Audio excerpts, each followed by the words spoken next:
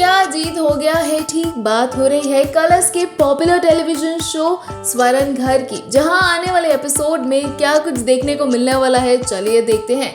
स्वरण और चांदनी का सच अभी तक दोनों ने बहुत मुश्किल से छुपा के रखा हुआ था, जहाँ पे चांदनी स्वरण बनकर बहुत ज्यादा ही स्वरण की मदद कर रही थी कि उसकी मदद से ही उसके बेटे का ऑपरेशन हो पाया, जहाँ स्वरण उसके इस एहसान को कभी भी नहीं भूल पाएगी, क्योंकि अगर चांदनी उसकी जिंदगी में नहीं आई होती तो ना ही उसका बड़ा बेटा नकुल ठीक हो पाता, ना ही स्वरण अजीत से मिल पाती, जो इतने समय बाद अजीत को देखकर स्वरण इतनी खुश हो रही थी।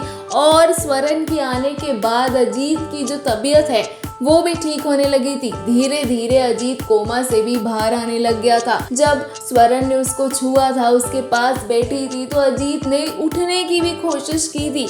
वहीं दूसरी तरफ अब वो ये बात नहीं जानता है कि स्वरण की जिंदगी में अभी भी दुखों की जो लहर है अभी भी दौड़ रही है, क्योंकि जो सबसे बड़ी प्रॉब्लम उसकी लाइफ की है वो है बल्ली, उसका पति, जो कि बहुत ही बुरा इंसान है। जहाँ पे जो सरोज है, बल्ली की माँ, उसके घर आने पर उसे बोलती है कि तुम्हारी बीवी ने तो मेरा जीना हराम कर दिया है।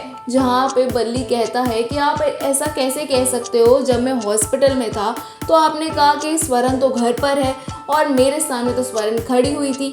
बल्ली को ये कंफ्यूजन में ना कुछ शक लगा था, जहाँ पे पहला शक तो वहीं टल गया था ये बोलते हुए कि सरोज ने ना दारू पी हुई थी, मगर जो बात की जो चीजें थी अब एकदम से नहीं टलनी थी। जहाँ पे क्या होता है, स्वरण रोज की तरह चांदनी को घर छोड़कर जाती है अजीत से मिलने, क्योंकि अजीत को तो असली स्वरण चाहिए, एक वही है जो उसको संभाल सकती है। वहीं इसी बीच जो ट्विस्ट आता है वो नया ये है कि बल्ली को पता चल चुका है स्वरण और चांदनी की असलियत के बारे में।